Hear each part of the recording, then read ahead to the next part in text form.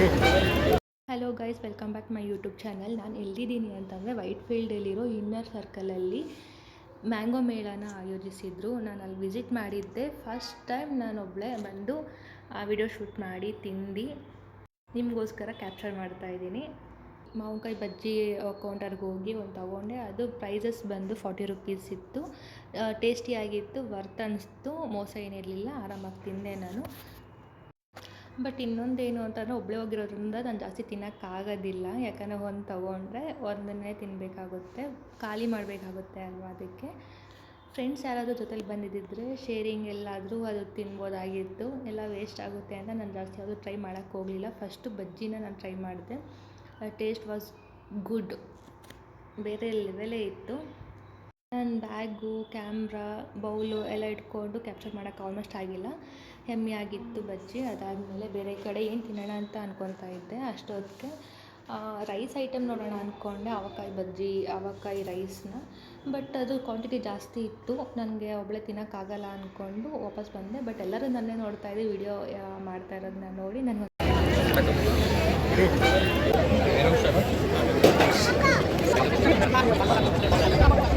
ಇಲ್ಲಿ ನೀವು ನೋಡ್ತಿರ್ಬೋದು ಪ್ರೈಸಸ್ ಎಲ್ಲ ಒಂದು ಸಪ್ರೇಟಾಗಿ ಹಾಕಿದ್ದಾರೆ ಏನೇನೋ ಅಂತ.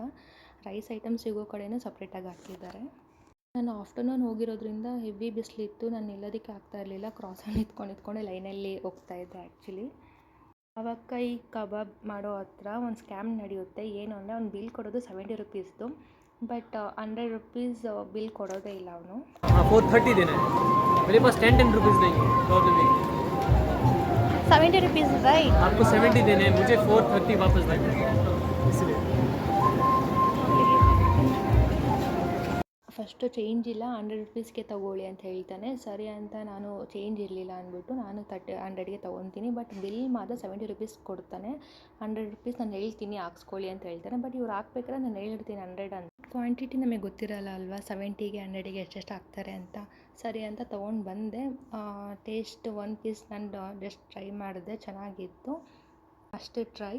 ನೆಕ್ಸ್ಟು ನಾವು ಸ್ವೀಟ್ ಕೌಂಟರ್ಗೆ ಹೋದ್ರು, ಅಲ್ಲಿ ಸಪ್ರೇಟ್ ಪ್ರೈಸಸ್ ಎಲ್ಲ ಹಾಕಿದ್ದಾರೆ.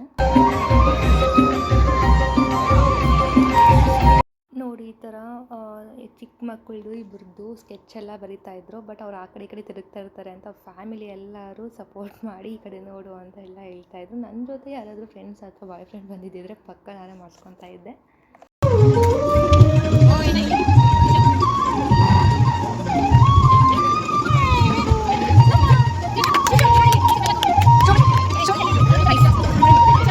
ಲಾಸ್ಟ್ ಇಯರ್ ಅನಿಸುತ್ತೆ, ನಸ್ಟೆಂಟ್ ಕಾಲೇಜ್ ಹತ್ರನೂ ಮ್ಯಾಂಗೋ ಮೇಳ ಇದ್ದಾಗ ನಾನು ಮತ್ತು ನಿಕ್ಕಿ ಇಬ್ಬರು ಹೋಗಿದ್ವಿ. ಬಟ್ ಇಬ್ಬರೇ ಹೋದರೆ ನಾವು ಜಾಸ್ತಿ ತಿನ್ನೋಕ್ಕೂ ಆಗೋದಿಲ್ಲ. ಆಫ್ಟರ್ನೂನ್ ಅಲ್ವಾ, ಬರೀ ನೀರು ಕುಡಿಬೇಕು ಅನಿಸ್ತಾ ಇರುತ್ತೆ. ಲಿಕ್ವಿಡ್ ಐಟಮ್ ಮಾತ್ರ ಹೋಗುತ್ತೆ ಹೊರತು ಸ್ಪೈಸಿ ಐಟಮ್ ತಿನ್ನಬೇಕು ಅಂತ ಅನಿಸೋದೇ ಇಲ್ಲ. ಆದರೂ ಕೆಲವೊಂದು ಐಟಮ್ ತಿಂದು ಮತ್ತು ಅದನ್ನು ಬ್ಯಾಗಿಗೆ ಹಾಕ್ಕೊಂಡೆ ಅಷ್ಟೇ.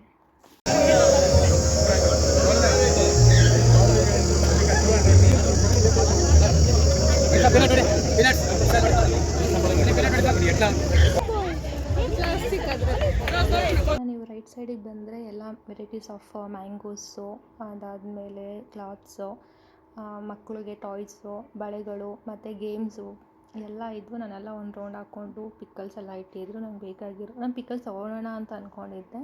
ಬಟ್ ಅಲ್ಲಿ ಹೋಗಿದ ತಕ್ಷಣ ಇರೋ ಅದು ಎಲ್ಲ ಸ್ಮೆಲ್ಲು ಮುಖಕ್ಕೆ ಹೊಡೆದು ನನಗೆ ಬೇಡ ಅನ್ನೋ ಥರ ಅನಿಸ್ತು. ಬಟ್ ಅದರಲ್ಲಿ ಟೇಸ್ಟ್ ಮಾಡಿದ ಇಷ್ಟ ಆಯಿತು, ಕೆಲವೊಂದು ಇಷ್ಟ ಆಗಲಿಲ್ಲ. ಹೆವಿ ಉಪ್ಪಾಗ್ಬಿಟ್ಟಿತ್ತು.